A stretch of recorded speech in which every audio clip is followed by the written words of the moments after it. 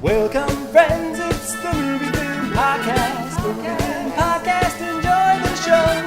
Zachy and Brian are talking about movies. Movie Film Podcast on the radio. Welcome to Movie Film. This is episode 224, brought to you by Mr. Boy Productions. I am Zachy Hassan, and he is Brian Hall. Hey, how's it going, Zachy? Hey, it's the end of May. We're going into Memorial Day weekend. Wow. Yeah, and it's been a while. It's been a while since we've talked. We have been busy. Life gets in the way. Yeah. I mean, is anything going on? Anything exciting to report? This is kind of cool. I figure I might as well lead with this. As of last weekend, I am newly inducted into the Hollywood Critics Association. That is amazing. Congratulations. This is now, I have a matched set of critic associations that I'm a part of. Seriously, congratulations. I think we've been doing this podcast a long time, and you've been writing reviews and kicking butt all these years. And I've always thought, man, like, I just want the audience to grow and grow and grow for your work, because I know it's so good.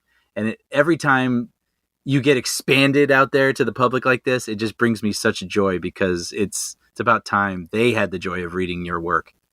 That's very, I mean, it's first of all, it's nice of you to say that, and you have to say that, because that's why I send you checks every month to bolster my ego.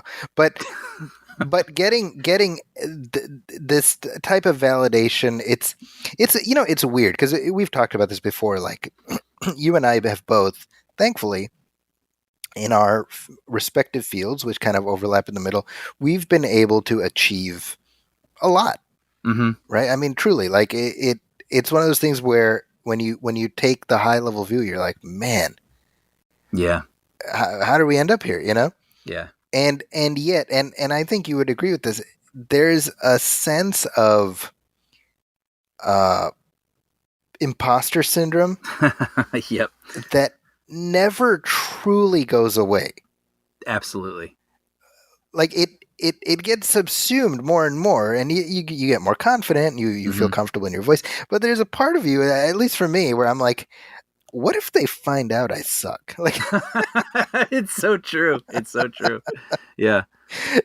So stuff like this, I mean, it is nice, and it's the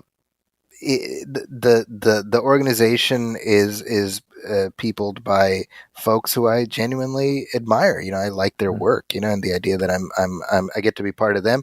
Just like, again, the San Francisco Bay Area Critics Group. I mean, it's been such a wonderful part of my life for the last 5-6 years.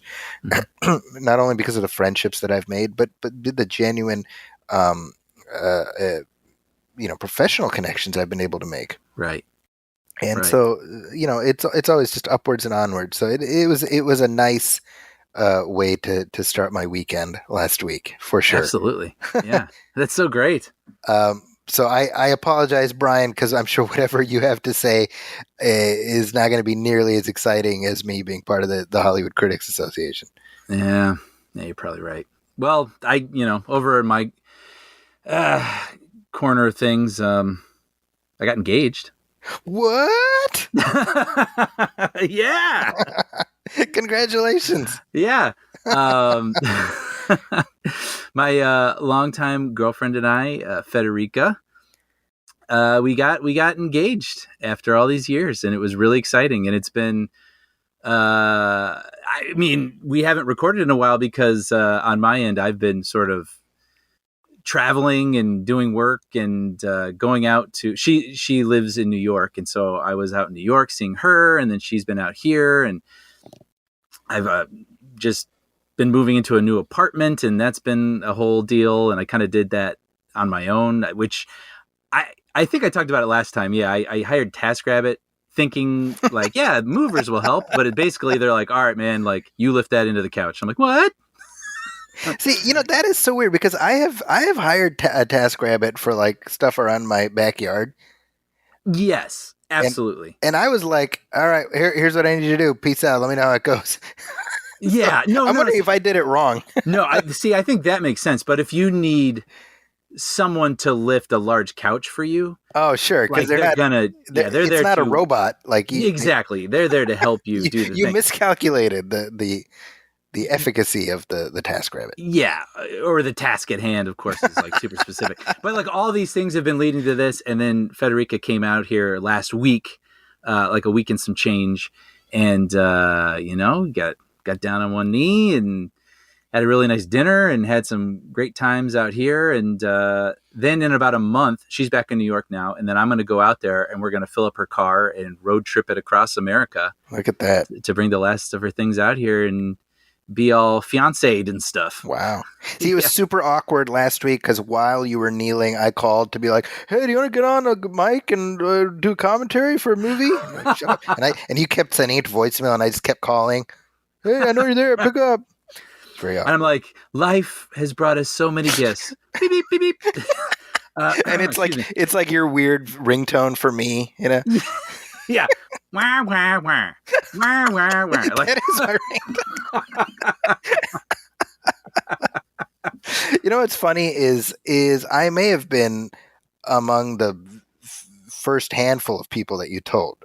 oh, absolutely. I mean, you might have been maybe the second or third person to know. And that was purely by chance because Yes. I called to be like, "Hey, what's going on?" And you're like, "Oh, I'm to this." Oh, and by the way, I got engaged, right? and then you did the thing which you should never do with me, which was keep this to yourself. Don't tell. Because then I'm like Kristen Wiig in those SNL sketches.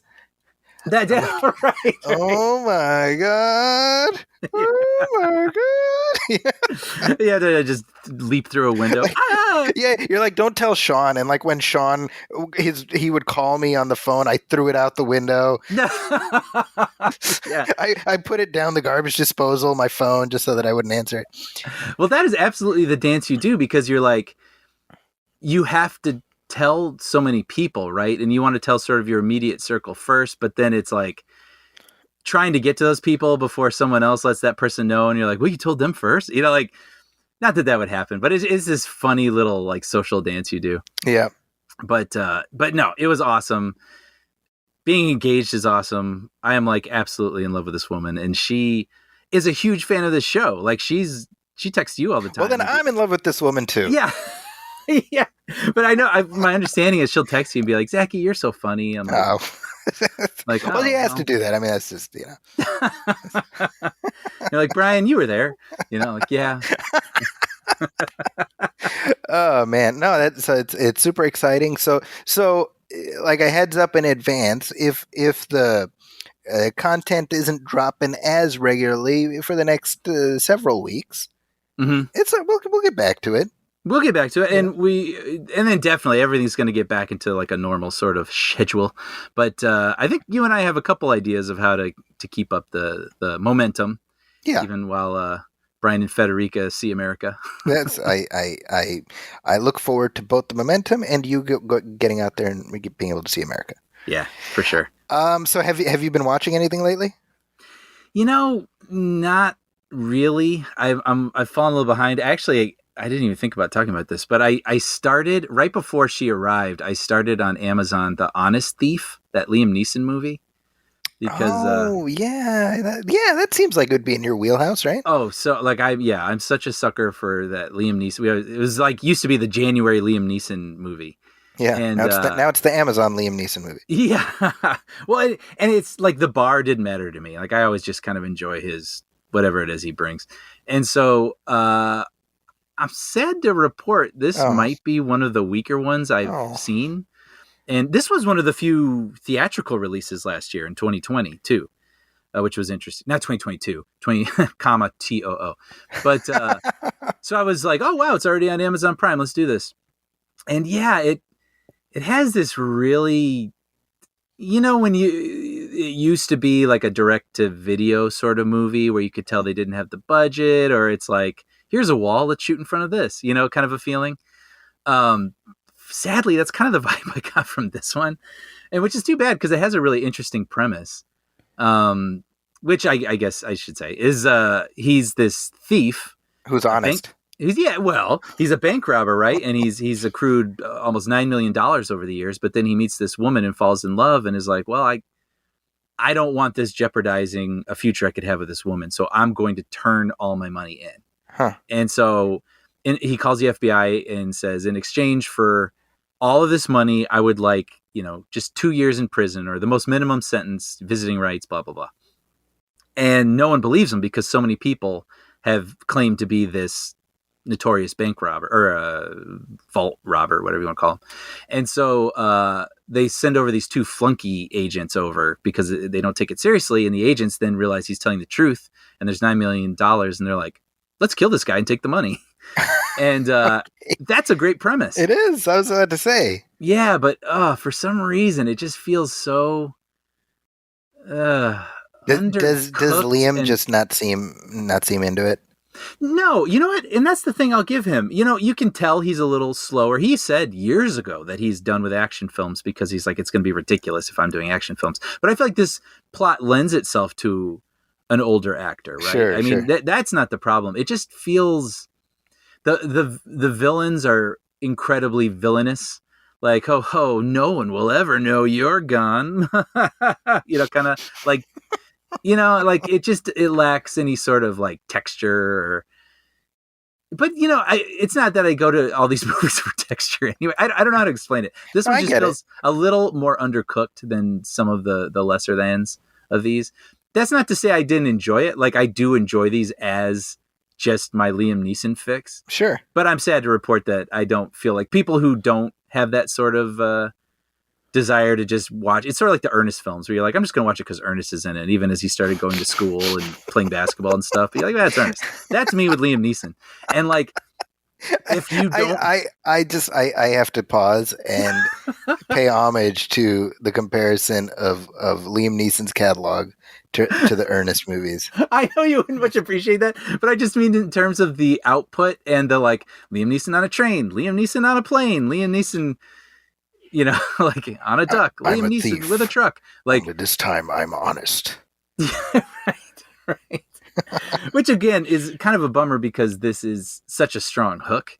Yeah. Right. But I haven't even finished it. Oh wow. Okay. Well, it's funny because then my fiance was out here and I got a little busy. But then one night she was falling asleep on the couch. I was like, oh, you know what? I'll finish this movie. And then I fell asleep and I still have 20 minutes left. And now she's back in New York, and I still haven't put it back on the ending. I think it may be time to let this one go. I think I'm gonna do it. I have like 15 minutes left, but I have watched. Let's put it this way: I've watched last week's Below Deck before finishing. This movie. Wow! Yeah. So yeah. I'm in a similar situation with I'm currently watching for different reasons. I'm attempting to watch Army of the Dead. Right. Which is the new Zack Snyder joint. We got 2 Zack Snyder joints in like 3 months. Mm-hmm. Right, so this is on Netflix. It's a Netflix original. Mm-hmm. And so I started watching it, and I neglected to realize that I live in a house with 5 children. And so watching a 2.5-hour zombie movie directed by the Dawn of the Dead guy is not something that my lifestyle allows for. Sure. And the frustrating thing is that I like zombie movies, mm-hmm. and I like Zack Snyder's Dawn of the Dead. So I am right in the wheelhouse for this. Right. But I'm also like, well, I want to watch this in 4K on my TV, not right. on my tablet, right? So I'm basically watching in like 7-minute chunks. I'm basically quibbing this bitch. Katzenberg is like the Steve Martin character in The Jerk, who's like, oh, hey, 7 minutes. See, I told you, I mean, hugging his lamp. I'm like 21 minutes into this. I'm not even kidding. Over the course of the last like 4 days or whatever it's been. Yeah, sure. And I like what I see so far, I guess. I don't have an opinion because I haven't gotten into the zombie stuff fully. Right. I will say, I mean, Dave Bautista is the lead. Mm-hmm. And man, I just love Dave Bautista. This guy has layers. Yeah. I think of him immediately when you say that from Blade Runner.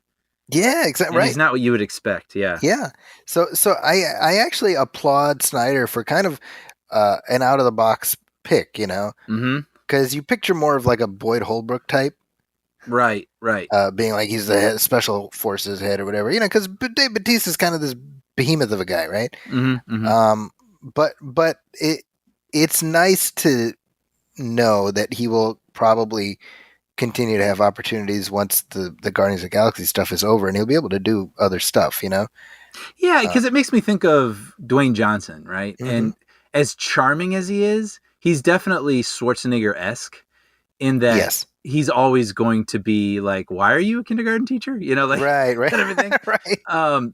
But Batista has shown like really great comedic chops, and so is Schwarzenegger in The Rock. But like he also has shown he can handle sort of the quieter, more tortured moments. Mm-hmm. Yeah. Which, I think he's got a really great range, and that'll be interesting to see the sorts of things he does ahead. I mean, when you look at people who come out of wrestling and well, I guess Batista he was like MMA, but was he a wrestler? Yeah, that's my very limited understanding. There's plenty of folks who've tried to break out, Right. and it's a pretty narrow list of people who actually made it, right? I mean, when you think about it, like Hulk Hogan never had a movie career. Yeah. And you'd think, like, I mean, he's not a great actor, but you'd think in terms of marquee value, well, he's Hulk Hogan, for goodness sake, right? Mm-hmm. He's a wrestler who people who don't even know wrestling know, Right. But other than Dwayne Johnson, I guess John Cena. Yeah. Who seems like, again, like I'm not quite sure I could see him. Well, I give him a chance, I guess. I was going to say in like a Blade Runner-esque sort of tortured robot role. Yeah. But at the same time, he has shown like awesome comedic chops and like really great presence. And he speaks fluent Chinese, by the way. That's right. Did you see this Is it video? fluent? I don't know.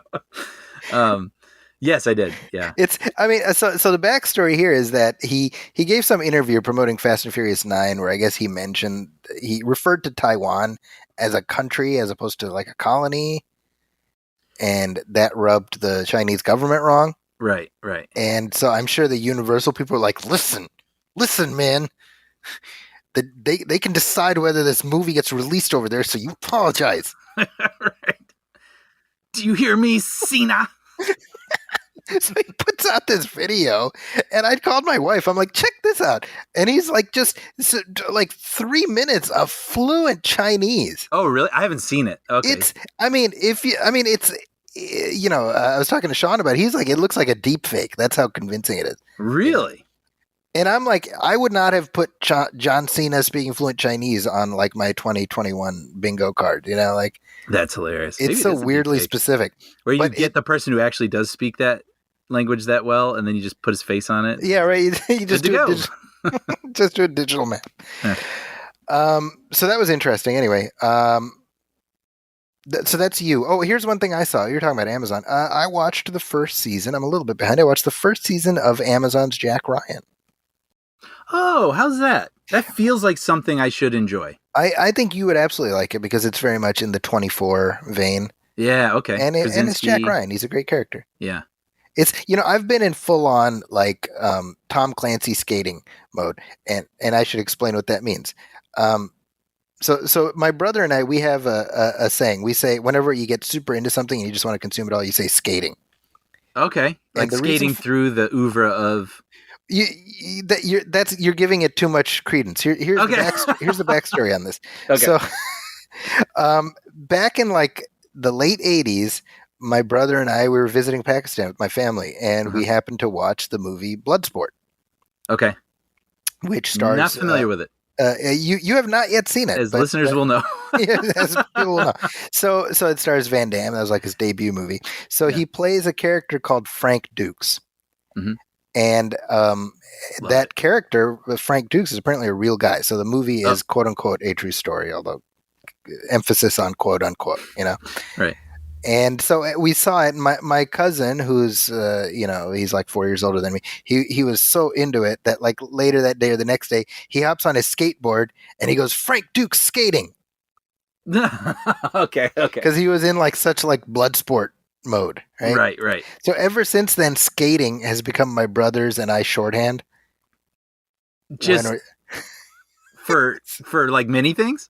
Yeah, so like I'm Tom Clancy skating because I'm just like. Oh, I see. I like that.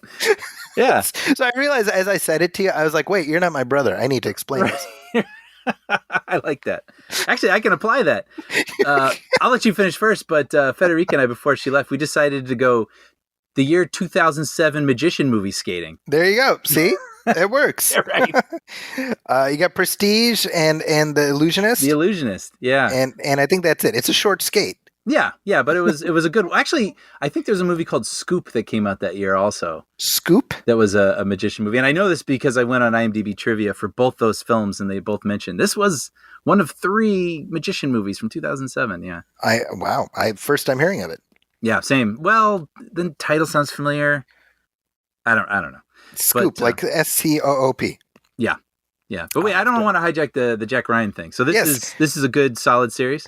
I've really enjoyed it. I watched the first season, and I watched it with my boys. We watched all the Jack Ryan movies, right? And then we started the series, and I think I said this on the last episode. I can't remember. My 12-year-old, he has created his definitive ranking of the Jack Ryans. I absolutely adore that. Isn't it a funny? Kid in 2021 who's like 10 years old being like, well, Patriot Games is clearly the successor of. So they've decided Harrison Ford is the best. Okay, I can get on board with that. Right, and then number 2, John Krasinski. Really? Yeah. Okay. He made a strong showing, and then Alec Baldwin, and then Chris Pine, and then Ben Affleck came in at the tail end. I'm just curious. I like Ben Affleck just generally, and I like him in that movie Sum of All Fears, as I remember. But what is it with your kids that did not resonate with Ben Affleck? Oh, they just hate Ben Affleck. No, I'm just joking. I was like, whoa. Wow, okay. They staked out a position. No, I think my sense from talking to my 12-year-old is he's like, I liked them all. I just liked him the least. I get it. So I'm like, okay, that's good. He's a diplomat. And I think because I think Sum of All Fears is a very good movie. Mm-hmm. I think it's much better than the one Chris Pine was in. Sure. Chris Pine is a really good Jack Ryan. He's just in a not very good movie. Right. And it's, when I say not, like, I think it's fine. Like it's whatever it is, like 100 minutes. It's fine, you know? Mm-hmm. Mm-hmm. It's also funny because that movie stars and is directed by Kenneth Branagh. Oh, I forgot about that. And he plays like this Russian oligarch. Right? And so my kids are like, is that all is it just, is he always this guy? I like that. Isn't that hilarious? Because they don't know him as English Shakespearean actor. They just know him as a sinister Russian guy. Yeah, I would like to do an episode with your kids sometimes. It'd be really fascinating. I love that observation, and I also love the whole Kevin Smith thing where they're like, is he like in everything? Is he always interviewed? Why is he always there? Yeah, that was such a funny observation because it's like, yes, I know this. Like that's what the world I live in. But like, it's just so funny to hear it from their perspective. It's we've been doing this show long enough. I mean, you think about it. Like we started in 2012. Yeah, and my oldest was 5, right? Okay, and at the time, my second one was like 3, right? Right. And so, I mean, they have grown up over the course of this show. Yeah. And so it's very interesting as I've watched them become like film buffs. Sure. Right. I mean, like again, my oldest is 14. Mm-hmm. And you remember what you were like when it came to movies at 14, the type of stuff you were watching. So, Sure. I mean, I think I may have said this, and, we have a commentary track coming up for The Rock. Yeah. So I watched The Rock with him, and like maybe a year ago, and it was on TV a couple weeks ago. And the movie starts, and it's kind of like, let's just watch the beginning of it, and it starts with Ed Harris. Remember, he's like at the grave of his wife and whatever. Mm-hmm. And my kid is like, having watched it already, he's like, he's not such a bad guy. I mean, he had good goals. It's just he didn't go about it the right way. I love it. And I'm like, okay, this guy, he gets it.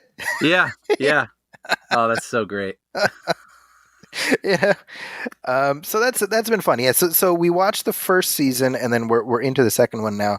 I do want to point this out. Actually, the first season is set against a backdrop of Middle Eastern terrorism, Mm. and so right away my spidey sense goes up, Yeah. and that is the only time the Jack Ryan franchise has ever gone in that direction. Mhm. And I do have to give them credit. I think they handled that subject with a little nuance. That's good. Good.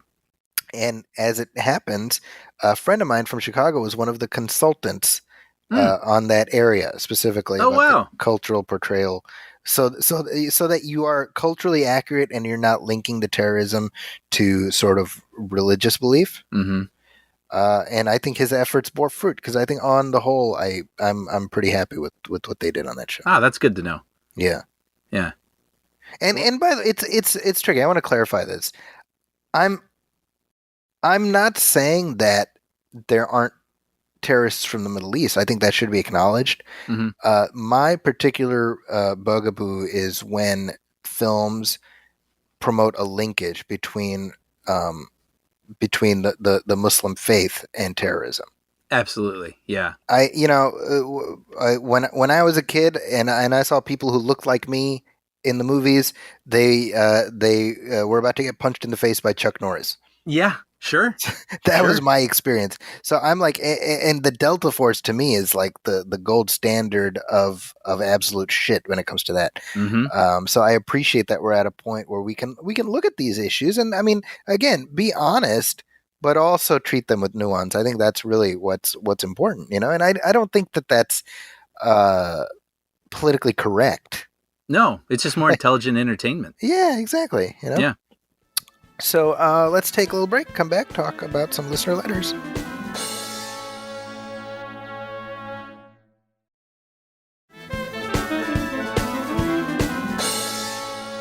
And we are back, and hey, we have a couple listener letters here that I wanted to share with you, Brian. All right. So this is a note we got from Thomas Olson, and actually this is from a couple of months ago. I've just been derelict in keeping up with our letters. So first of all, thank you, Thomas, for writing. And he says, writing in once again to say, I love your show. You guys are the Siskel and Ebert of podcasting. Oh, wow. Which, honest to God, and I was thinking about that. I was like, I don't know if that would mean anything to other people these days, Mm. but it means the world to me. Yeah, I was going to say that just gave me a feeling in my chest. Right? Yeah. He says, Thank you.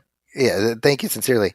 I've got a couple of quick questions to throw your way and one quick story. First off, did you guys ever do a top 10 favorite films episode of 2020? I know 2020 was a bit of a strange year, but just curious if I missed that one or not. No, that would be us. I didn't realize we didn't do that until Thomas's message. Oh, yeah, no, we talked about it. I remember discussing it, and it just sort of fell by the wayside, and I don't remember why. It could have been some release that was like, oh, well, we should talk about this first, and then it kept getting kicked down the road, I think. Yeah, I think at this point, we may have to let that dream die.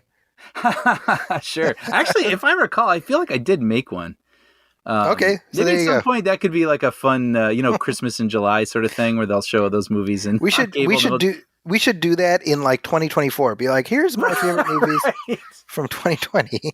Actually, that'd be a funny time capsule thing because then it would be like, does this hold up at all? Like, do we feel That's a silly good about this point. now? That's a good point because we do our best of the year, Mm-hmm. but yeah, I mean, I'm sure our feelings change. Well, I know for me, a lot of times, a lot of the huge thematic movies, because they're sort of awardsy, tend to come out at the end of the year, and so they make a huge impression on me right before I make my list. And I'm sure many of them would stay, but I also wonder with some distance if I might be like, yeah, but Ernest Goes to School, that's the one I'm still thinking about. Yeah, yeah. I don't know. I mean, 20 years ago, my number one movie was Freddy Got Fingered, and do I still feel the same way about that? I don't know. That's right. Freddy Got Fingered. That movie is, by the way, 20 years old. Wow. And we will not be doing a commentary track for that, but that is. Does that mean it's going to be on TCM now, like Turner Classics, like just by virtue of it being 20 years old? That was one of those movies where I just remember having such a visceral hatred from the trailers. Yeah, I never saw it, so but I definitely remember that was the era of Tom Green, and that by my era brother's on you the fence. mean like 8 weeks. That was Wait, the 8 weeks of Tom Green. right, right, right. You know, by the way, I was at the Paramount lot, and he held a door for me, and I remember him being noticeably nice. Really? Yeah, and I don't know if I've talked about it on here, but I'm Well, he's paid to be nice. He is the doorman, so they. no, I, yeah. I'm But sorry. no, I was gonna say one of my vices, which I accidentally let slip earlier. I really don't like much reality television, but I Mhm. recently my friend got me into Below Deck, which I've absolutely completely fallen for, and then also Big Brother. That used to be the one reality show that I was like, heaven help me, like I just love this show. Hmm. And they have these celebrity seasons, and Tom Green was on the last one, if I recall correctly, and he ended up being the most normal person in the house. So Really? figure that one out. He ended up being sort of the nice, normal guy who was trying to be the voice of reason amongst all the bickering others. Wow. Okay. Yeah. So, yeah, who knows? I didn't plan a Tom Green tangent, No, no, no. So but maybe that's how I'm this. like weirdly endeared to him now in some sort of small way. I, I feel bad now making. No, no, no. But I would never defend Freddie Got Fingered. I mean, that era of him being that sort of weird. I don't even know if you call it TikToky, but like sort of now how you get these people do these funny little Mm-hmm. weird bursts of thing where they'll like take ketchup, put it on their face, and be like, "Hello," and then it's just like, "Wow, 1 million views." Like he was that guy before the internet like that. It is weird because what you say about him being the sort of forerunner of what we see proliferating the internet these days. Oh yeah, like Vine, especially probably that Yeah. short form burst of humor, and a lot of it is twinged with weirdness. And it's all about going viral, even if it makes no sense. Mm-hmm. Mm-hmm. Right? There's these cooking videos now. I'm sure you see them, where people are just doing insane things with food. Yeah, I think maybe. Yeah, I'm not. Yeah, Like maybe like I saw this one where somebody got a non-functioning toilet, and they filled it with like gummy candies and like this kind of soda and that kind of soda, and mixed it all together, and that's like their punch bowl for a party. Okay. And, yeah, right. And I'm like, well, that's nasty. And then I saw this other one where this woman made a whole thing of spaghetti on her counter. Oh, I've seen that one. Yeah.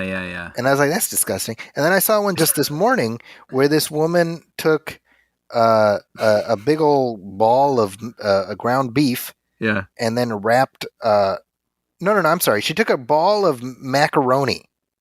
So it's like a ball of macaroni. It's about the size of like a, maybe slightly smaller than a basketball. And then she wrapped ground beef around that, and then she wrapped dough around that, and she put it in the oven, and took it out. And it's this horrifying homunculus of a thing that I think came alive and killed the family. I think, right. And you always have the people like, wow, look at that. And I'm like, and Brian, maybe you can do this. Brian, you got to talk to the white people, man. I don't know. I don't know what y'all doing, but it's against God's law. I don't know, man. I don't know. I feel like I have this sort of like at the age that I've gotten where I'm, there's definitely another generation making comedy right now. And I feel like thankful that I can at least chuckle at it while not understanding it at all. Yeah. like, hey man, you're doing a thing and I love that it's entertaining you. That's awesome. But this, I don't even know. Is it a bit? Like, I don't know. I mean, maybe it's like some sort of extension of like Pee-wee putting tape on his face, in like a mirror. And it's like, why is he doing that? Like, I don't know, but it's hilarious. Like, maybe. It just keeps growing and growing, though, and making less and less sense. That is this very much so. Yeah. But sorry, this all started with Thomas asking about our 2020 favorite movies in 2020. So short answer, TBD. We'll see. Yeah. And then Thomas lastly he asks, what do you both think of doing a commentary track for Star Wars: The Last Jedi? Oh, for sure. which I expect we'll get there. I think, I mean, if we follow the pattern we've been doing, I think we would do Rogue One this year. Right. And then probably do Last Jedi next year. But it's a coming. Oh, it's a coming. Oh yeah, we'll cover them all for sure. I appreciate him asking though. And Brian, he adds this for you. He says, after months of persuading, my 3-year-old daughter finally decided to give Puppy Dog Pals a go on Disney Plus. Oh. She was stuck in a PJ Mask phase. Yeah, that was my daughter too for a bit, and it was starting to drive me crazy. Anyway, now all she wants to watch is Puppy Dog Pals, and every time we turn it on, I always remind her that Daddy's friend, hope it's okay I refer to you as my friend, works on the show. Now, whenever I say that, she responds with some sass by saying, I know, Dad, you said that last time.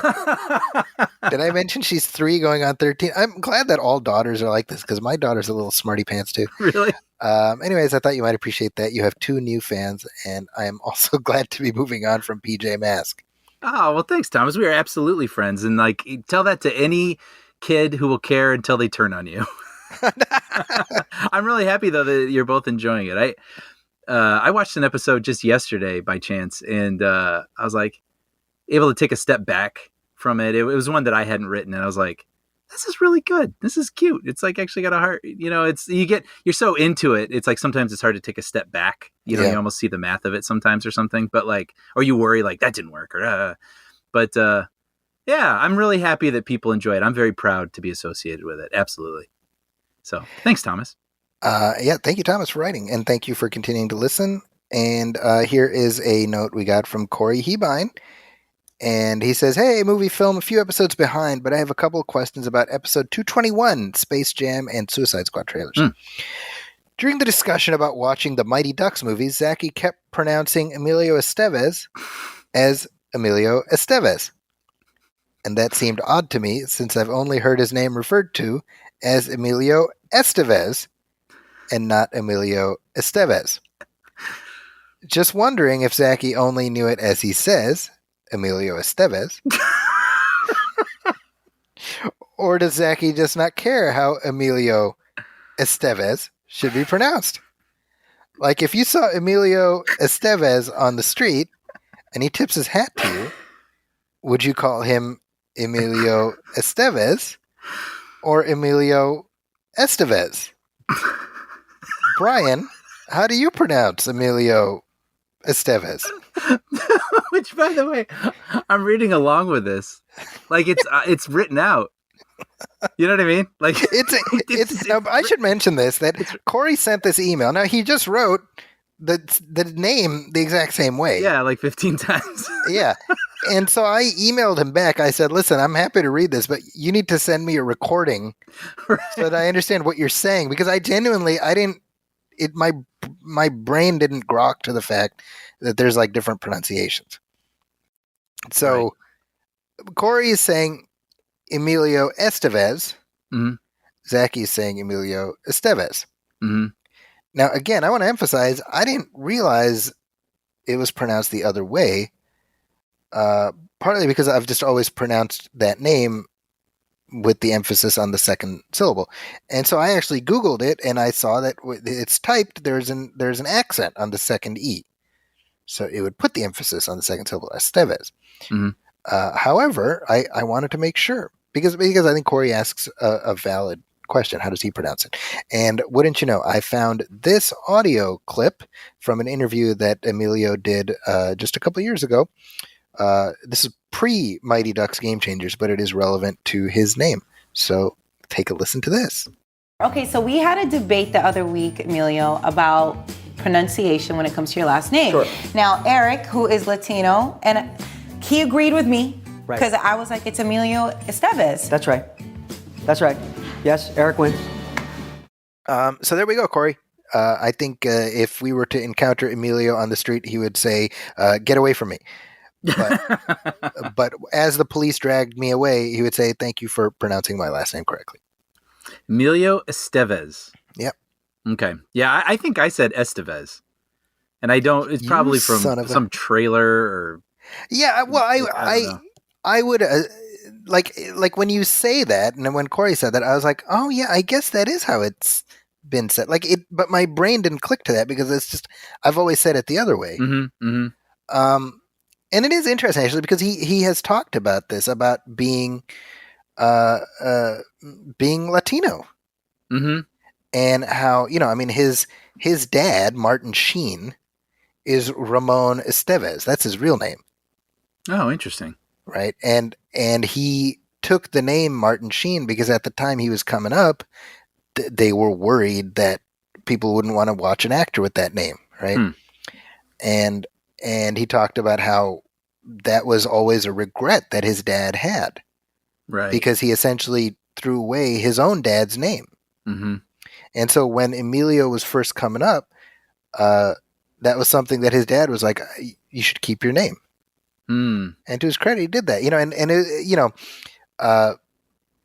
when you think about it, like, I mean, I think for many of us, we look at Emilio Estevez as like a white guy.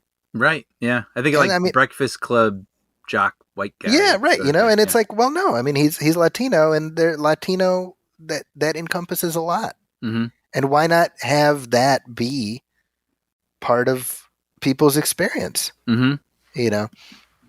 And Charlie Sheen clearly had a different approach. Charlie Sheen's like, "F you, Dad. I'm keeping your name, Dad." Well, it's I forget sometimes that they're siblings. It's like a thing that I have to get my mind back to. Like, oh yeah. Yeah. You know what that reminds me of? I mentioned that I was watching Psych a little bit back, and the lead actor Yeah, James Roday. James Rodriguez. Yeah, now he's James Roday Rodriguez because Yeah. he did the same thing where he was like, well, maybe I'll just sort of flatten it out a little bit, and then he was feeling, like, no, I'd rather be my true authentic self and put the Rodriguez back. So Yeah, good for him. Yeah. yeah, I'm sure it feels good. It's in a similar vein, you have Hassan Minhaj, Mhm. and for the longest time he anglicized it the way I do, right? I say Hassan. Mhm. That's what he did, Hassan. And then at some point he was like, no, I want people to pronounce it the culturally appropriate way, Hassan. Hassan. Mhm. Is that your last name? That's how it's technically that's how it's pronounced. Yeah. Oh, okay. I've always gone by Hassan Mhm. because that's like the anglicized way. Right. And so I just wanted to say thanks, Hassan, for making me feel bad about myself. Friend of the What's show. funny? Yeah. He's another person because we've been my wife and my kids, we've been watching The Story of Late Night on CNN. Oh, okay. That's something I would enjoy. You should watch that. It's 100% in your wheelhouse. It's like a talking head series about literally the history of late night TV. Oh, yeah. That's Right in it might be on HBO Max. okay. So in the opening, they show all the starting with Steve Allen all the way down, and then you got Hassan Minhaj. Mhm. And same kind of thing. I tell my kids, hey, I know him. Yeah. They're like, yeah, we know, Dad. No, I know him, seriously. Right. It's totally that. That's hilarious. He was a guest of our show. Mm-hmm. He hung out with us. We just talked shit with him. Remember that? Yep. That was like 7 years ago. Yeah. Wow. So there we go. Okay. I hope we answered these listener letters, by the way. We went in all kinds of different directions. Yeah. That's great. I love it. I kind of like it.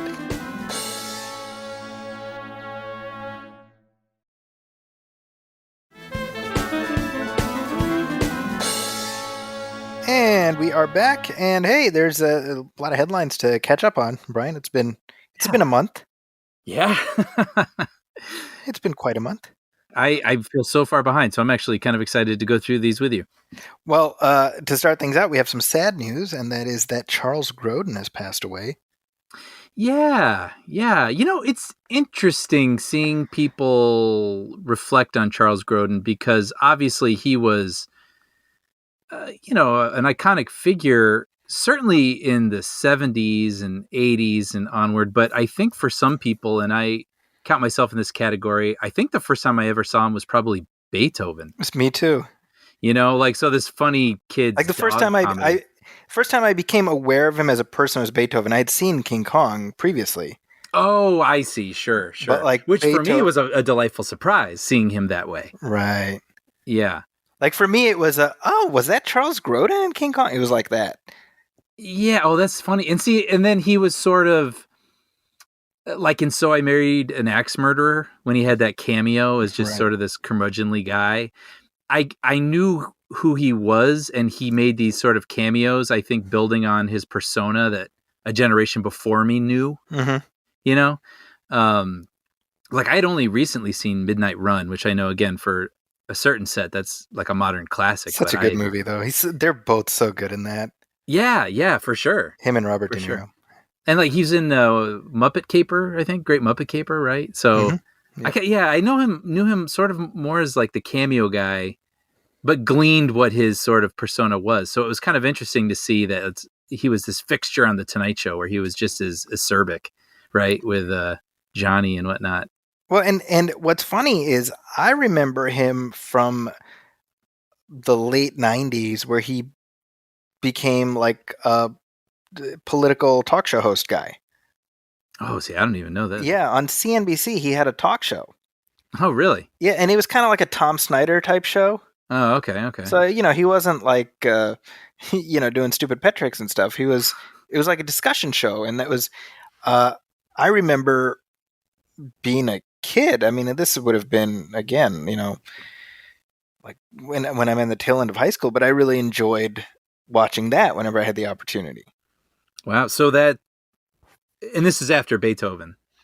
Yeah, like he So just you kind of had like you had a what am I trying to say? Like you knew his persona, so to speak, as a film actor. yes, That wasn't your introduction, where he was more of like a host figure. yeah, like the first. And you know what's funny is I'm looking this up, and I made the allusion to Tom Snyder, and it didn't occur to me. This is on Wikipedia. The Charles Grodin Show on CNBC replaced Tom Snyder after he left to start the Late Late Show on CBS. Oh, funny. So I didn't. I should have made that connection. But yeah, it was very much in the vein of what Tom Snyder did. hmm And you remember Tom Snyder, right? It was just like Oh yeah. long form discussions. Mhm. But yeah, it was definitely. I was like, oh, that's the Beethoven guy. Right. AKA the King Kong guy. So I knew him as like a political commentator and things like that. But yeah, as you say, I definitely feel like he was much more of a presence in maybe the film generation before us. hmm Right. But that in no way minimizes Oh no. his accomplishments. I mean, it's kind of nuts that just mere months ago, you and I were singing his praises I know. while know. watching the 1976 King Kong. Yeah, he's great in that. He was 86 years old. He passed away from bone marrow cancer. Ugh. But which is of course that's not something you wish on anybody. But 86 years is an impressive run, no matter what. Yeah. Charles Grodin, you will be missed. Here is another piece of news that we kind of glossed over, and that is that movement is proceeding on the 5th Indiana Jones movie, which I'm just going to say this, Brian. I will not believe this movie exists until after we have recorded our reaction episode about it. So after we have recorded our reaction, I'll be like, okay, I think it's real. I had those feelings until these casting announcements kept coming, because it did feel it's been talked about for so long, even with Spielberg being like, oh yeah. And then, years go by, he exits. Then it was starting to feel that way for me. Like, well, when I have my butt in the seat and I'm seeing it start, that will, then I'll know. Yeah. But they're putting it all down now. Like casting, it actually feels like a movie that is in pre-production underway at this moment. This is the first time it's felt that way. Well, we know that John Williams is coming back. Very exciting. I can't imagine it without him. Arguably, that is the most important returnee other than Harrison Ford. Agreed. Capital A agreed. Especially knowing that Spielberg is not coming back. Yeah. However, they've announced or, that, you know what? We have to acknowledge, or Lucas, right? I mean, we knew that for a long time, but we had made our peace with it. It was like, okay. Yeah. The parade's going on without George, and that's okay. I think when Spielberg left, it's like, all right, so is this just is this Harrison Ford and his one man band? Yeah, and then it makes you wonder then, because Harrison Ford seems like a guy who just doesn't care. You know, like Yes. he'll put in the work. He seems like he is he takes pride in his work without a doubt. But he just seems completely unfazed by fandom and people fawning over Star Wars or any of these other geekdom sort of things he's involved with. But as John Williams aside, he's the only person returning for this Indiana Jones movie. So it makes you wonder, maybe there's something about this character that means more to him. I think we know that already, right? I think, Yeah. like, you know, I think this is Harrison Ford's button. You know what I mean?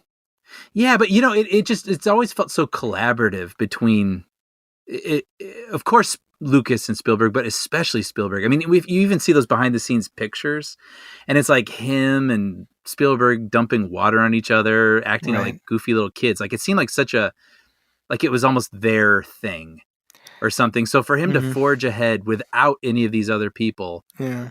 it maybe it just even more emphasizes to me, like, surprisingly how much this character means to him. But you know, he said as much, right? Like we remember, you know, when he gave interviews and they asked him about, oh, you know, they're doing Han Solo without you. How do you think? And he's like, well, you know, I hope they have a good time doing it, and I wish them the best. You know, it was like a lot of that. Yeah. But they're like, remember that, like, you know, what would you say if they recast Indiana Jones? And he's like, oh, I'll murder them in their sleep. You Cut know up what? the bodies and bury them in my backyard. You know, like it was a lot of. He went to like a dark place really quickly. You are right. You are right. I've actually forgotten that, but you're right. I guess that's his way of saying, like, yeah, that's my favorite character. Yeah. So like I think that's kind of interesting to me, and I think you and I have said, look, it would be naive to say that there will never be another Indiana Jones after this one. Yeah. I think it will happen at some point, whether it's 5 years from now or 20 years from now. It's going to happen. Mhm. However, this is Harrison Ford's last Indiana Jones, full stop. Mhm. And there is something to that, and I'm sure part of it for him is, like, he's not naive. He knows the last one didn't play the way it should have. He wants to leave a proper mark on the character, Right. before he passes it along to whoever, you know. Yeah. Yeah. But in terms of the casting news, we got we mentioned him. We got Boyd Holbrook. Uh-huh. This guy's just turning up everywhere. Yeah. Yeah. I know him best from Narcos, I think. Right. He was in Narcos. He was in The Predator. Mm-hmm. I'm sure the connection here is that he was in Logan, directed by James Mangold. Ah, yes. Actually, I forgot that. But yeah. And so I'm guessing that you know, able to call in a favor there. Mm-hmm. And of course, Mads Mikkelsen will be the villain. Yeah. Great. I can see it. This guy, he's doing like the big franchise hat trick, right? Mm-hmm. The Amazon needs to get him in that Lord of the Rings TV series, and then they'll just he'll have every base covered. right. Star Wars, Marvel, Bond, Yep. Indiana Jones. Yeah. I'm surprised. Has he ever been in a Harry Potter? Like, I feel like that's one He universe. feels like he right? should have been. Maybe. No. he just missed it. Isn't he replacing Johnny Depp? Dude, I think you're right. Wow, Right. he is finding his way in. Yeah, I think that's happening, right? Yeah. Wow, that rings a bell. Because I remember reading something where he said he's not going to imitate Depp. He's going to do his right. own take on the character. Like, as I was saying it was like a spell was being cast. Remembercus Mickelsonicus or whatever. Yeah, so there you go. He really is covering all the bases. Yeah. Well, good for him. Get him in the Pitch Perfect franchise. That's what the world needs, to be honest. So that's exciting. That's coming out next year. Yeah, I think so. Which is right, 2022 or is it 23? I think it's next summer. I think. Wow. Yep, July 28th, 2022. I cannot believe that. Now here's the thing, Brian. They have to be in production then. I think they're in advanced pre-production. Okay. And then principal. Yeah. I mean, you know, that seems like a reasonable window. I mean, they've been prepping this since forever. Yeah. Right. Yeah. We will have to make a trip out of this. Like, yeah. right? Like, Absolutely. anyone who listens to this show for any length of time knows that watching the fourth one was it was a journey. It was a literal journey in that I flew down Yeah.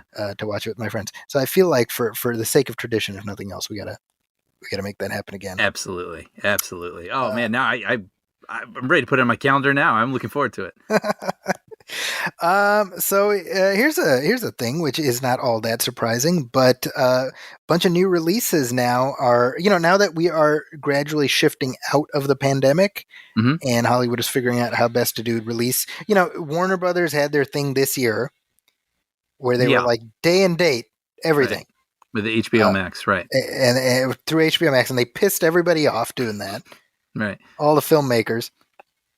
Well, now as we move to 2021 and beyond, the question is, well, what happened now that audiences are used to day and date? What do we do? And if this is any indication, I think we may be looking at a 45-day theatrical window for most releases, at least based on this is Disney making the decision about Shang-Chi and the Legend of the Ten Rings, or Shang-Chi, excuse me, and Free Guy. 45 days. So in other words, you can either watch it in the theater or wait a month and a half and watch it on Disney Plus. Or Hulu. I'm assuming Free Guy will probably be a Hulu thing. Yeah.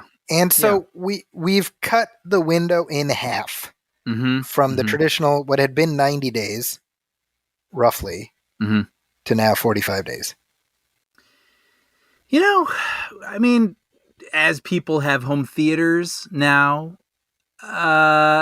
things evolve and move forward, and structures change and become sturdier for the times that we're living in. I would like to be optimistic about this, because if we've seen anything, people did go to the movies during the worst time to go to the movies last year. Right. And then now that movies have returned and it's a lot safer for a good number of people, movies are making pretty good chunks of change, maybe even surprising amounts, right? So I think what's interesting to me, yeah, I never thought theaters were going to go away, but I wondered if it would sort of thin the audience out. Yeah. And for me, this almost feels like it makes sense, where you get the people, like people don't hear about a movie and think it's, like I saw The Sixth Sense, I think almost a month after it had been out, and somehow didn't know the twist. And a coworker was like, "Oh, you got to go." And because, this was like pre-heavy internet bloggy days, right? And I just somehow hadn't seen it. And I went and I was surprised weeks later, and it's a great movie. But now it seems if you want to see a movie and be in the discussion, you almost have to go, you have to go either the first week or 2 weeks, or otherwise, no one cares if you know what's going on or not. Right. Like all the emphasis is right at the release, and even studios, they care about opening weekend, and that determines so much. So it feels like they're preserving that theatrical thing, but realizing that people now, the viewing habits tend to lean toward the opening, and then it thins very quickly. So why not then capitalize on that excitement of this thing that still feels rather recent, and then the home theater crowd gets it not that much later and will probably pay I imagine it's not going to be $5.99 or something like on Amazon. It'll probably be a bit more, right? That I would assume it'll follow the similar model that we have right now, where it's like $20 or whatever. Yeah. So it almost feels like it caters to both in sort of a way, and could be profitable. Here's my thought. And this is really an indicator of how important I think the theatrical model is as a way to drive the conversation. That these movies, and we have talked about this before, but like when something comes out on Netflix, it pops for like a minute, and then it just fades, right? I mean, as we are talking, we're like a week out from the release of Army of the Dead, right? And in theaters, that would be like a 2 to 3 week conversation. Not that it would be number one, but it would be in the top 5, and so you'd be talking about it. You get what I'm saying? Whereas we're now single digit days out, and it feels like that movie has already faded from the conversation. Yeah. Right? No, I get that. Yeah. So and that's not a specific critique of Army of the Dead. I think just in general, Yeah. That's the Yeah. problem with these. I mean, look, the John Clark, the Without Remorse, Mm-hmm. that came out a month ago, and notwithstanding me, Tom Clancy skating, no one else is really talking about it. Yeah. Yeah. You know, Yeah. so I do wonder about that. Yeah. So then it almost makes these movies that are theatrical movies. Are you saying then this gives them an extra sort of whatever you want to call air about them that makes I think there is still a stigma a little bit about going straight to streaming. I think a so too. perceived stigma, not borne out by the quality of these movies. I mean, again, Army of the Dead, that in any other world that would have been a theatrical. It wouldn't have been a 2.5 hour theatrical movie, but brevity isn't Zack Snyder's forte, right? Right. But I mean, Netflix gave him carte blanche to do what he wanted. But that would have been a theatrical, and it looks like a theatrical. But there's the perception, Mm-hmm. Mm-hmm. It's like this is a cool thing he did for Netflix, and then he'll do another big movie. Yeah, and you just forget about it, Right. And there's a little bit of like, oh, well, that's straight to streaming. Mm-hmm. Nah, Yeah, and as you say that, I'm realizing I kind of agree with you, and I'm wondering if it's just us. Like people who are used to a certain sort of. That's a good point. If your kids will have a different sort of feeling, I do think it will inevitably create less sort of moments, right? Where like everyone saw The Dark Knight in theaters, and like everyone saw. And this will create like oh yeah, I did catch that. Did you? Oh, you caught that too? Yeah, we both saw that summer. That's great. And then there'll be like 2 other people that didn't. Right. I don't know. I don't know. Yeah, it reminds me of like when well, this might be a very specific reference to my own life, but I used to work at Montgomery Ward back in the day. Mm-hmm. And I realize as I say that, I should explain Montgomery Ward, you little leaguers, Montgomery Ward used to be a department store. So I worked in their electronics department, and we sold like new releases, and then we sold a bunch of shitty, like straight to video movies. Cheap. And they were I see. Yeah, three for $10. And it was like random stuff that like Nicolas Cage did some movie back in the day called Time to Kill. Mm-hmm. Not A Time to Kill, right? But the box art used the same font as A Time to Kill, right? But stuff like that, I'm uncorking a memory. I was ringing people up, and this big dude comes up. He looked like Uncle Phil, but like muscular. Okay. And he's got this big pile of these movies. So I'm like at the end of my day, so I'm just ringing these movies up. And so one of the movies is called Black Force. Mm-hmm. And it's like one of these blaxploitation movies. Okay. I'm sorry, it was called Black Force 2. Okay. That's it. And it was the picture, it's kind of this big black guy with like a jerry curl and sunglasses, and like he's got a AK-47, and this woman's like hanging on his arm. And so I'm like ringing him up, and I look at that, and I just kind of chuckle. And I go, hey, Black Force 2. I was a big fan of Black Force 1. Oh, no. Which I thought I was hilarious. And I'll never. This dude was wearing sunglasses. He just takes off his sunglasses and he stares at me. Oh, really? Oh, no. I just finished ringing him up, but I just remember that. Anyway, am I right? Right? I was like Fozzie. Wrong crowd. My point is, are a lot of these Netflix movies, for want of a better term, a bunch of Black Force 2s?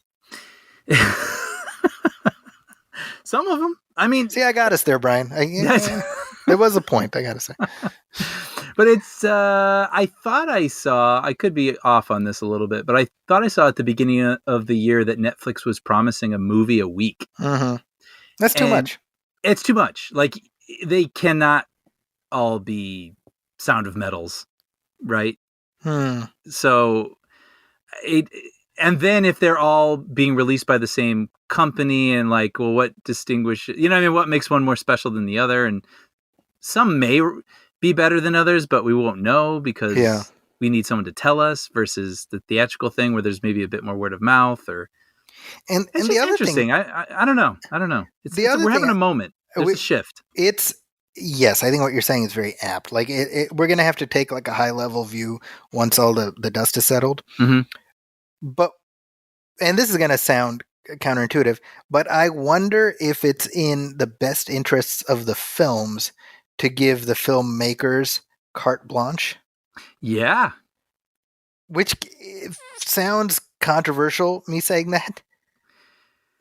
No, I think I know what you mean, though. I mean, I think of being sort of a child of the late 80s, 90s. I mean, that's what made the 90s so exciting was like Yeah. Reservoir Dogs and Pulp Fiction and Clerks and all these sort of indie films. Yeah. Because these were like unfiltered original voices, right? Yeah. So this could allow for like a new sort of indie, they still call things indie films now, but they're like indie film from Paramount, like, Right. so it could be kind of an exciting time.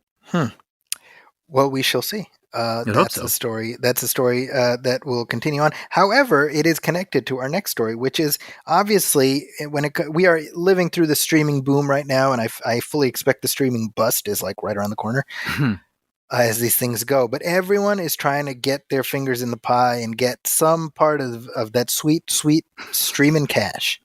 Yeah. So now we have mergers a go going on. It wasn't. I think Brian. I think you started a trend. I think you announced your merger, to me, Right. your impending merger, Yes. and all these companies are like, "Oh shit, we better." Like, that's a great idea. Next thing you know, Discovery and AT&T are talking and whatnot. Yeah. Yeah. I didn't realize Discovery was such a force. I didn't realize that either, to be honest. Yeah. Yeah. I don't think Discovery knew Discovery was so much of a force. Huh? Well, they have Discovery Plus, right? Their whole streaming service, which Yes. they announced a couple shows, one being a Back to the Future sort of thing with people who build the DeLoreans or restored the DeLoreans or something. I don't know. And they're going around and trying to find, I think, one of the main cars from the film. And I was like, oh, that sounds fun, but it's on Discovery Plus. And I was like, You're like, well, Discovery Plus? I'm sure it's fun in concept. I will never know. I know. Good luck with that. Yeah. I mean, that's asking a bit. That's asking a bit. Like I've went pretty far on this journey. I have quite a few streamers that I pay each month. More than you probably expected like a year and a half ago, right? Oh yeah, for sure. So here's the story. Now AT&T purchased Time Warner with a lot of brouhaha 3 years ago. Mm-hmm. Not that long ago. Yeah. 3 years ago. And that was the whole impetus for launching HBO Max, et cetera, et cetera. And they have found pretty quickly that the content creation game was not necessarily what they hoped it would be. Mm-hmm. And it occurs to me, I'm like, okay, well, obviously what led to this is the Comcast purchased NBC Universal. Mm-hmm. And I'm assuming that they've done okay because we don't hear about them trying to spin off Universal. Mm-hmm. And AT&T being the only big, competitor, cable competitor on that level, was like, well, we gotta do that. Right. It's like Veruca Salt. Like I want it. Right. Good pull. Thank you. They saw the little. What are those guys? The little Oompa Loompa. They saw the Oompa Loompa. They're like, I want one of my own. Yeah. Right? And so they purchased Time Warner. It's a whole thing. I mean, it was $85 billion. Wow. $85 billion, right? Yeah. Couch money for you and me. Right. People like us. Of course. So my sense here is that the impetus for ultimately deciding to unwind this purchase and spin it off to Discovery and just let them. I mean, it seems like they're selling Warner Media to Discovery. That's my read. Although it's not being phrased that way. Mm-hmm. It's going to create a new company. Okay. So it's going to be valued at $150 billion, but AT&T will receive $43 billion.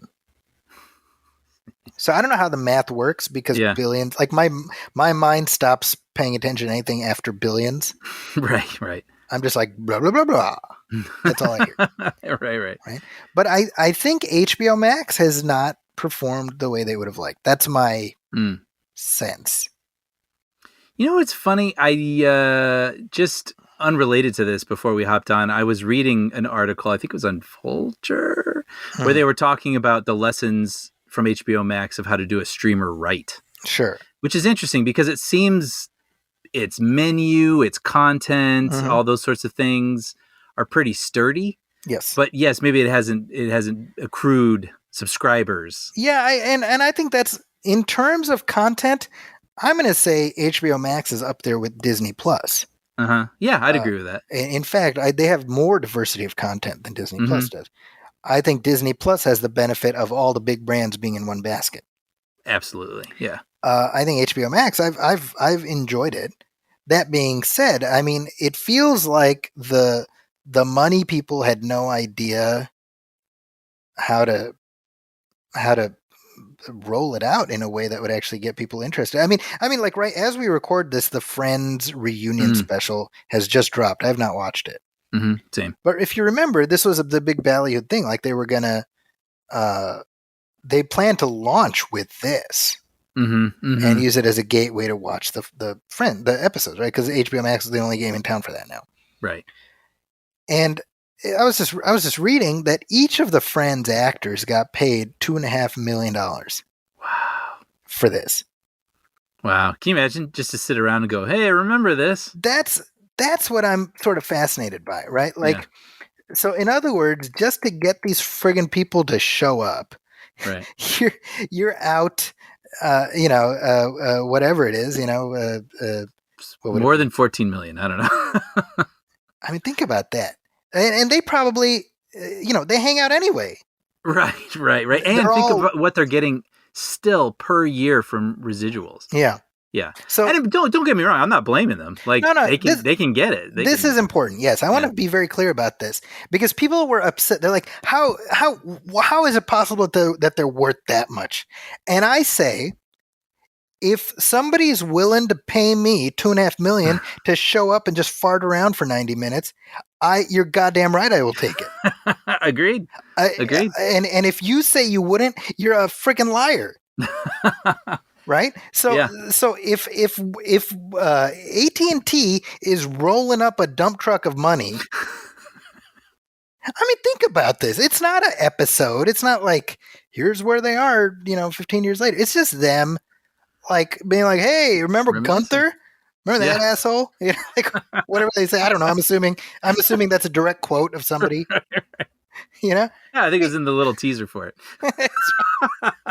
So if somebody's like, hey, it's like somebody telling us, hey, we want you to do a live movie film show. Okay. We'll give you $2.5 million each. Like we do that shit for free. Right. We're gonna be like, you're not gonna be like, well, actually, sir. Right. You should know we like each other. We would gladly do it for nothing. Yeah. Because I would do to you what Harrison Ford threatened to do to Steven Spielberg if they recast Indiana Jones. Right. So I'm like, hey man, if that's what you're worth, you go out and get what you're worth. That's fine. Yep. However, what I am saying is if you got to spend $15 million to turn a camera on these people, you're not spending money wisely.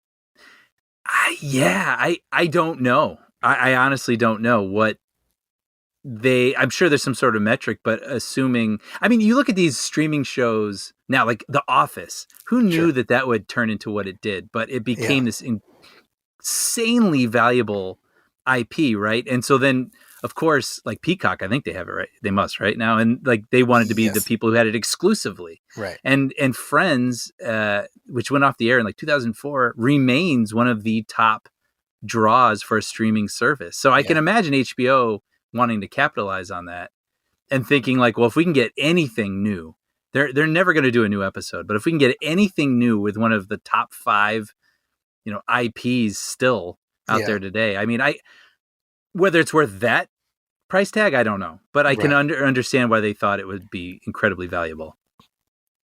It makes sense. I think that when you're spending that much money, you're setting, I mean, it's like spending $500 million on a big blockbuster. Like, well, how much is this thing supposed to make then? Yeah. Well, that's the thing that I don't understand at all with streamers, because it's, if you make some movie that's $250 million, like that Michael Bay movie or whatever it was for Netflix, I mean, what does that even mean? How are you measuring success? Yeah. Cause I mean, you know, like, do you have to get a certain amount of more subscribers that you assume came because you had that film, or is it Right. you just have this even flow of cash and know we can do this to entice a filmmaker like Michael Bay to keep people around? I mean, I don't quite know how that works, but it's kind of fascinating. It is, and I'm curious what this means for HBO Max moving forward. Like, they've obviously announced a whole bunch of new stuff coming out. The other thing, and this is just a reflection of the post streaming era. I hate how everything is referred to as content.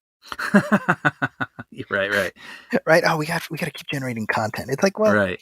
there's just something so like, you need to say like synergy or something like it. It's part of that same buzzword, bozo pewter, Right. It sounds like everything is just Soylent Green or something. Right. It doesn't matter what it is. It's just this sluice that they expect you to consume, and it doesn't matter what it is. Yeah. So I'm curious what happens with HBO Max. I mean, obviously, this past year, in terms of like HBO Max originals, I'm trying to think. I mean, has anything really broken out? The Flight Attendant, I guess it kind of did a little bit. Well, yeah, which I enjoyed. Yeah. There was that Ridley Scott thing, right? The wolf thing, or which I knew existed but didn't Raised see. by Wolves. Is that what it's called? Yeah. Was that a Max original? I think so. I don't think that was on the actual channel. Okay. Yeah.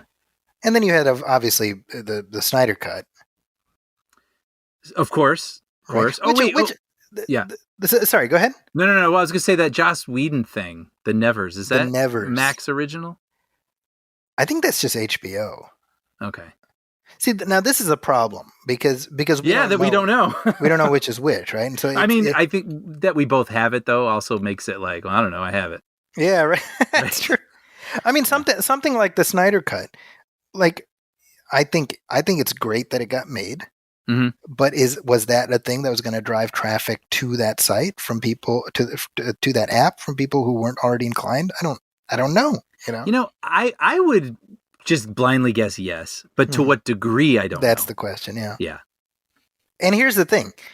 Here corollary to that. The Warner Brothers folks have been pretty definitive. All right, that's it. We're done now. It's over, in terms of like more of that. Yeah. And so if all them people cancel their subscriptions, then it ends up being not worth it in the long run. Mm-hmm. Right? Right. But if they keep their subscription, are they then expecting this to keep going? Yeah. Why not just give him a universe? Let him make a show. I think I would agree with that, but I think Warner Brothers is so entirely done. And I think he's entirely done too. I think they're both. This is a bad breakup. Right. I think, although, I mean, I'm sure what Warner Brothers would say is, look, we're continuing his universe. All this shit that he started, it's still going. Mm-hmm. Like The Flash and Aquaman and Wonder Woman. I mean, it all started with him. Right. So anyway, so that's one example of a merger in progress. Another one that just got confirmed yesterday, MGM. Perpetually beleaguered MGM. I feel like as long as I've been alive, it's always like MGM is almost bankrupt. Like that's just right. That's so true. MGM will no longer ever be almost bankrupt. Yeah, because they have been purchased by Amazon for $8.45 billion. Yeah. Which doesn't even get them the Wizard of Oz, by the way, and Singing in the Rain. And all these movies. Owned by Warner Brothers, right? Yeah. Yeah, I mean, really, when you think about it, it's 8.45 to own like half of James Bond. Right. That's really, I mean, let's be real. That's really what Amazon purchased. Right, and when you say half of James Bond, I mean, is there some sort of cutoff year? Is that how this works? No, so the Bond franchise is half owned by MGM, and it's half controlled by the Broccoli's. Right? Broccoli's, right? And they're never gonna let that go. Nor should they. That's what I'm saying, right? Yeah. So there's a lot of people who are like, oh, well, now it's just going to be like James Bond cinematic universe, right? And I'm like, it hasn't happened up to this point because the Broccoli's have really kept a tight lid on it. I don't see it changing anytime soon. Yeah. That said, so I mean, it's like, okay, it's MGM is like a hallowed brand, Mhm. and it's nice to know that it'll still be around. But there's also something about Amazon just devouring everything. Yeah. Because I texted this to you yesterday that one of the IPs they have now acquired is RoboCop, Mhm. and Amazon is basically OCP. Right. That was good. I mean, good business is where you find it. Yeah. Jeff Bezos is like Dick Jones. I mean, it's weird. I'm so like bipolar when it comes to Amazon because on the one hand, I'm like, this is bad for humanity, Dude. Yep. right? And yet I order from It's- it all the time. Oh, it's wonderful. Yeah. I mean, like any weird, obscure thing I need, it's there. Yep. And I don't have to go all over town looking for it, and it will be delivered to my door. I mean, it is like a little bit of an internal battle. Yeah. Yes. No, but looking at the all the, it's like, oh, Amazon now controls this, and this. When you really narrow it down, you're like, yeah, it's like half of James Bond. That's what they got. Yeah. Because it's a lot of stuff. Like again, RoboCop. Okay, how many more swings are we going to take at that pinata? You know. Yeah. Well, I Bill mean, and we Ted. know there will be one. That's a good point. Yeah. Rocky. Oh, yeah. Well, Creed, right? I mean, See, Creed. I mean, because those movies are like partly they're distributed by Warner Brothers. oh. So I'm wondering how that works. Because they're doing the third one. Mm-hmm. Michael B. Jordan directing. yeah, making his debut, and Stallone will not be in it. Mhm. Which I don't know if we've talked about that. I'm actually okay with that. Yeah. As long, because I don't think they would kill off Rocky off camera. I would hope not. So to me, if he's not in it, that means he's just off living his life, Yeah. Minding his and own business. minding his own business. Now that said, as I'm talking to you, it occurs to me, you know what you could do that would actually probably be potentially really good is do like a Rocky streaming series With with Stallone. what would he be mentoring someone, or what do you think? Like as a restaurateur? I mean, Sure, you could do it. sure. You could do it a lot of different ways, to be honest. But I mean, by virtue of it not being a film, it lowers the stakes a little bit. You know what? I'm actually getting sad right now because I'm realizing that you are the one to bring this into the world and would make your the best qualified to do this. It would be amazing, and I really want it to happen now. So I'm not going to be happy until this exists. I don't even know you haven't even finished what it's about, but I know it's right. It's just something, right? It's Rocky in his twilight years. We've established Creed as part of his backstory, but I mean, that's obviously there's more to his life than that. I think he's an interesting enough human being Yeah, that could be a really great show. I think so. You know, because Stallone keeps talking about like he's not done yet, Mm-hmm. and I'm like, okay, well, it might be time to stop with the movies. Mm-hmm. Let Creed do that, but do some. I mean, streaming gives you that option now. Yeah. You know, I could anyway. I could It's a see great that idea. happening. And then obviously there's like I said, I mean they got an armload of IPs that, let's be real, not that many people care about. So I don't. I mean, they're sitting on a bunch of stuff. I guess the one thing is that Amazon, whatever might have been missing in terms of what Tolkien rights they have, Mm-hmm. they may have backfilled the other part of that because they own the Hobbit rights now. Mm-hmm. Mm-hmm. I mean, I don't know what that translates to in terms of that television series. Speaking of lofty price tags for content, Yeah, wasn't that like coming up on $500 million? The budget it's for that? ridiculous. I mean, I whatever.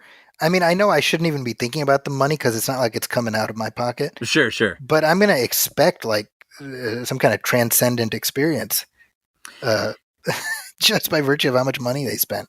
Yeah, well, and I know that the filmmakers have said, well, we are building a cinema quality world and sets and whatever from the ground up. So just Yeah. getting started by virtue is going to be very, very expensive, and then we intend to reuse those things as we go along. But still, I mean, I'm like, man, like, how much did Lord of the Rings cost? The first one, like, Right? that's a lot of money. I'm actually curious. What was the budget of? I mean, were those like 100, maybe even less? Let's see. The budget of the trilogy. The trilogy. No, I'm sorry. You're looking at about less than 300 million for all three. Wow. Now, granted, that's 2000. Year $2,000, so whatever that would be now, but it would still be less than $1 billion. I'm pretty sure. Yeah, or $500 million. Yeah. I would think. Yeah, but those are 3 films. 3. Yeah. Yeah. So even if you inflate it up, whatever that is, right? I wonder what Game of Thrones was. What was the budget for Game of Thrones? Yeah, like a season. I mean, probably like 100 million or 2 or something. That seems low, to be honest. Yeah. Well, maybe they're right on track, and I should just shut my mouth. Yeah, look at this. So this is season 8, which was the last season. Uh-huh. That was the last one, right? 8? I believe so. Each episode cost 15 million. Oof. So that was about okay. So no, you're right. So about 100, a little under 100. And those look great.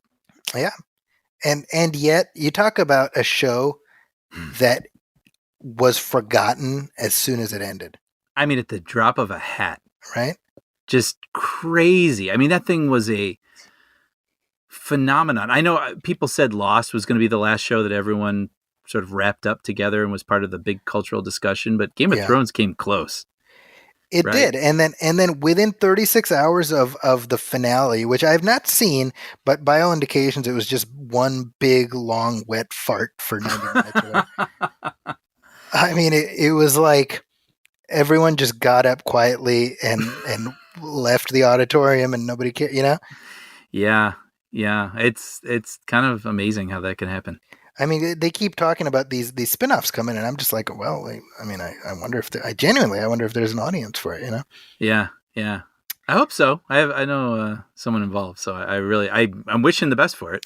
You always hope for the best version of whatever this stuff is, because I mean, anybody working on this stuff is hoping it'll have a shelf life beyond, when it airs.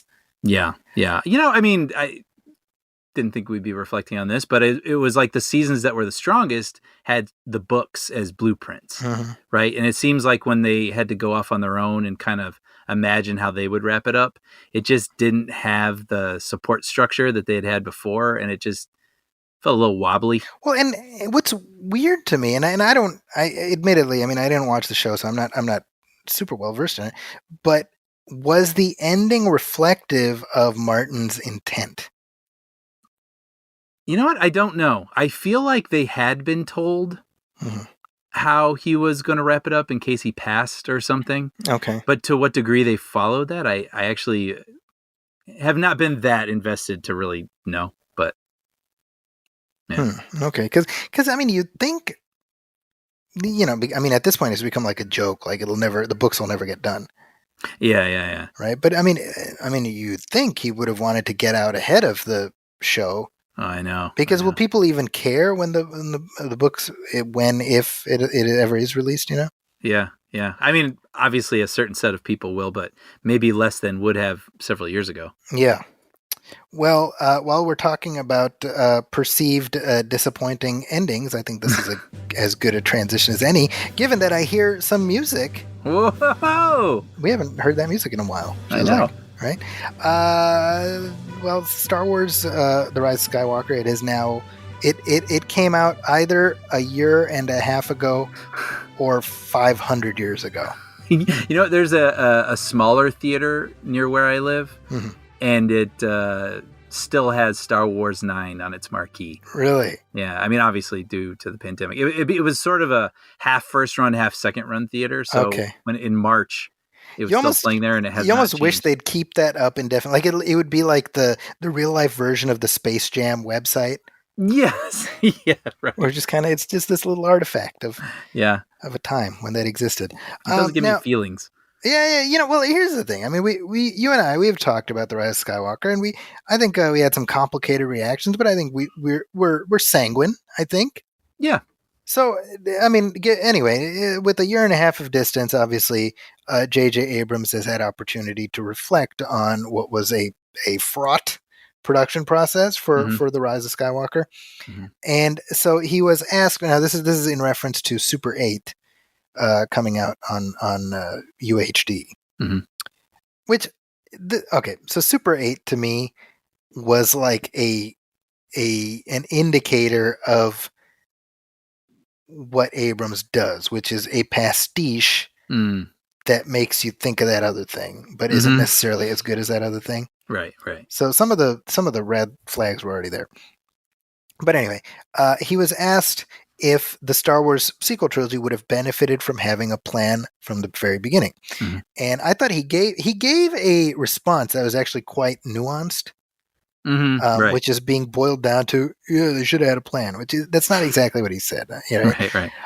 He says, and this is the full quote: "I've been involved in a number of projects that have been, in most cases, series that have ideas that begin the thing where you feel like you know where it's going to go, and sometimes it's an actor who comes in, other times it's a relationship that, as written, doesn't quite work, and things that you think are going to just be so well received just crash and burn, and other things that you think like, oh, that's a small moment or that's a one episode character, suddenly become a hugely important part of the story. I feel like what I've learned as a lesson a few times now, and it's something that especially in this pandemic year working with writers has become clear, the lesson is that you have to plan things as best you can, and you always need to be able to respond to the unexpected. And the unexpected can come in all sorts of forms, and I do think that there's nothing more important than knowing where you're going." So big picture, yeah, they should have planned it. Right. Now, it's interesting to me that he approached The Force Awakens like the pilot episode of a TV show. And we see the mistake. Because obviously he had no intention of coming back. Right. So, I mean, my daughter's very upset that he had no intention of coming back. Right. Why not? You tell him, Dad. I mean, you talk about Lost, right? The intention was to kill off Jack. Right. Like in the pilot. Right. You know, or with like, I mean, this isn't JJ, but Breaking Bad, they were going to kill off Jesse. Can't imagine that show without him, right? Right. But obviously,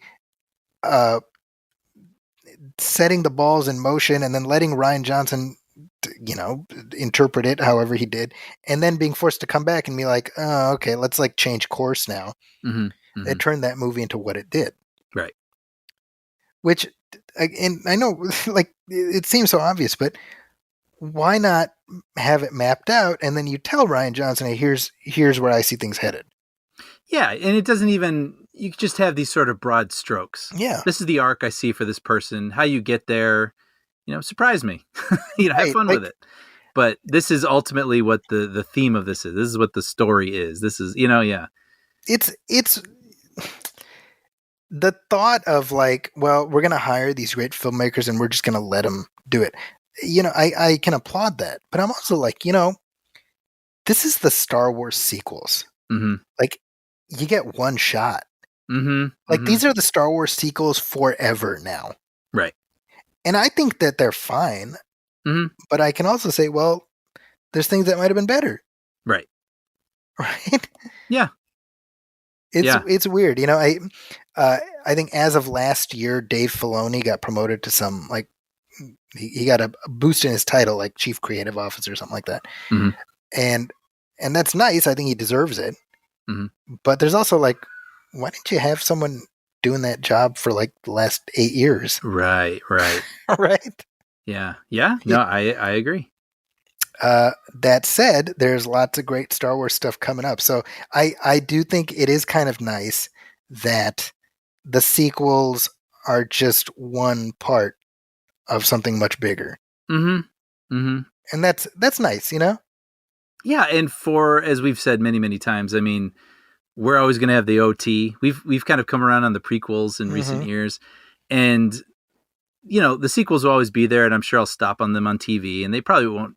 I'm not endeared to them the same way that I could possibly be as a movie I saw when I was a kid, but I imagine your kids like those characters. That's what I'm saying. Those will be special to them. My daughter, who you just heard, her favorite shirt is a Rey shirt. Oh, really? Right? She's 4, right? Yeah. So she's, when you think about it, I mean, she was born in 2017. So think about this. The sequels were as old for her as the original Star Wars was for me when I was born. Wow. Right? It's just a thing that exists. And like, when you think about it, like, Star Wars was around 2 to 3 years before we were born, But 2 to 3 years might as well be forever. Like it was around forever before we were born. Yeah. And that's how it is for her. Well, it's just Star Wars, always and been there. Rey is in Star Wars, and that's it. Mm-hmm. And hey, that's all we need, you know? Yeah. So everybody relax. That's my point. Yeah. But I will say it is interesting to hear Abrams after all this time. I think this conversation's been happening amongst people like us Yes. for a while, and That's true. that's sort of the consensus we've made. But it is interesting to hear the actual filmmaker reflect. I wonder if he regrets coming back to do that, the third one. Yeah, because he didn't want to do it. Yeah, you know, like I mean, they had to really cajole him, Mm-hmm. and I'm sure, you know, they probably guilted him a little, like, come on, these are your babies, you know. Mm-hmm. Mm-hmm.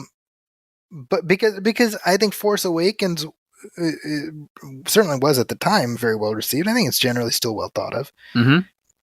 And had it just been left as like we'll never know how JJ would have ended it. Right. Probably would have been a lot of Yeah, you know. cachet for him. I mean, it almost feels like firing Colin Trevorrow elevated the sense of his, you know, how he planned to end it. Mm-hmm. Mm-hmm. You know, I don't know. Yeah.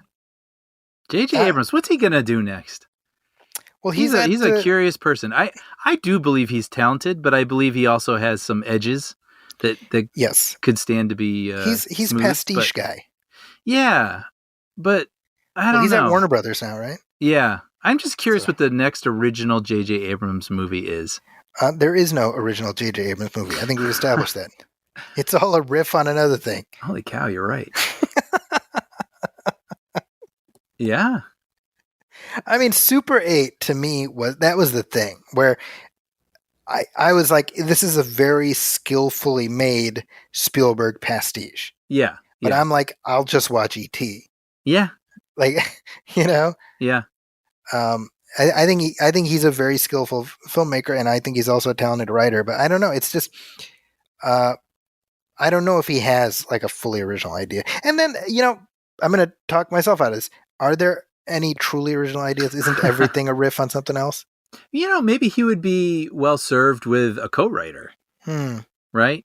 Yeah. Like he can throw, it's like Spielberg. I mean, Spielberg's written, 2 of his movies or something? And like he's a huge idea guy. Yeah. And he knows the thing he wants to create. And then he allows someone to sort of build that out for him. And then he goes to town, you know, maybe he would benefit from something like that. Yeah. Well, I guess that's something to be determined. Yeah. Well, I think that is a good place to wrap this discussion. What do you think? I agree, man. I feel like I definitely was catching up on the news listening to you. So I'm sorry for that in this episode, but I look forward to I think getting up on it for next time. I think under the circumstances, you're you know, you're forgiven. Yeah. Yeah.